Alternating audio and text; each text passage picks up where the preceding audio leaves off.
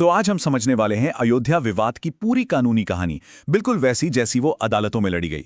देखिए, ये कोई धार्मिक या राजनैतिक बयान नहीं है, बल्कि ये कहानी है सबूतों की, गवाहियों की और एक सदी से भी ज्यादा लंबी चली एक कानूनी यात्रा की। आप सोचिए, इस पूरे मामले के दिल में एक बहुत ही पेचीदा कानूनी सवाल था। सवाल ये कि जब किसी जमीन के, किसी प्रॉपर्टी के ओरिजिनल डॉक्यूमेंट्स ही ना हो, तो कोई भी अदालत उसका मालिकाना हक कैसे तय करेगी? यही इस केस की सबसे बड़ी और सबसे मुश्किल पहेली थी।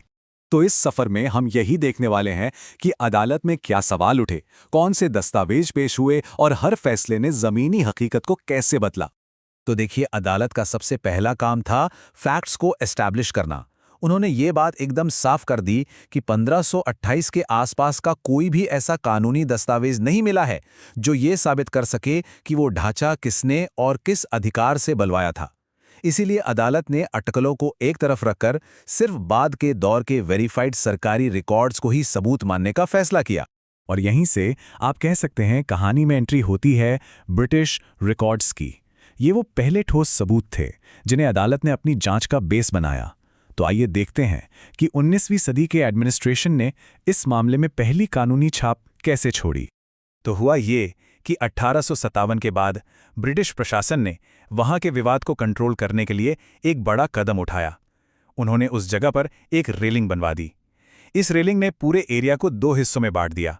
अंदर का आंगन यानी इनर कोर्टयार्ड मुसलमानों के इस्तेमाल के लिए, और बाहरी चबूतरा यानी आउटर प्लेटफॉर्म हिंदुओं की पूजा के लिए। अब ये जो रेलिंग थी ना, ये अदालत के लिए एक बहुत ही जबरदस्त सबूत बन गई। फैजाबाद गैजेटियर जैसे सरकारी दस्तावेजों में इसका जिक्र था और अदालत ने इसे दोनों समुदायों द्वारा लंबे समय से हो रहे इस्तेमाल की पहली ऑफिशियल लीगल मान्यता माना।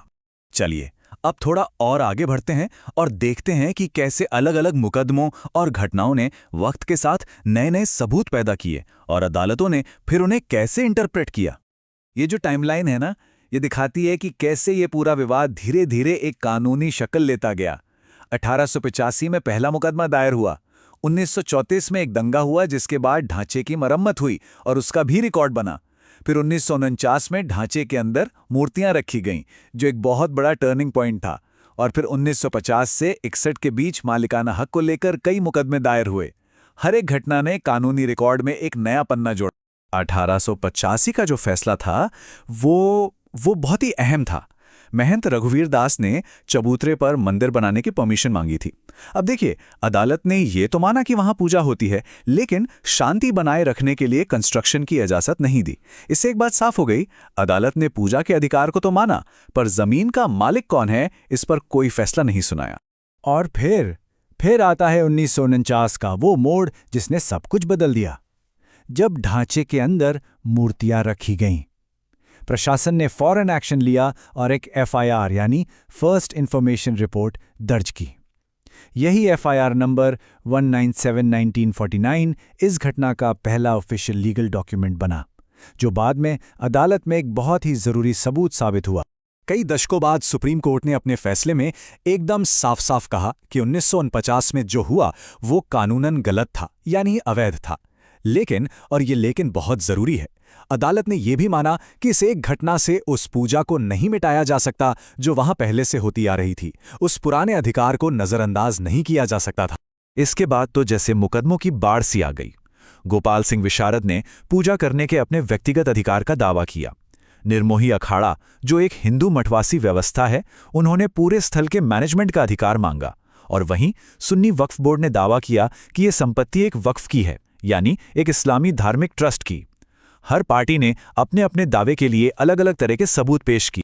तो इन सारे दावों और सबूतों को देखने के बाद अदालत एक बहुत ही जरूरी नतीजे पर पहुंची। उन्होंने पाया कि हिंदू पक्ष ने जो पूजा के सबूत पेश किए थे, जैसे कि ब्रिटिश रिकॉर्ड्स और गवाहियां, वो मुस्लिम पक्ष के लगातार नमाज के सबूतों की तुलना में ज्यादा कंसिस्टेंट और पुराने थे।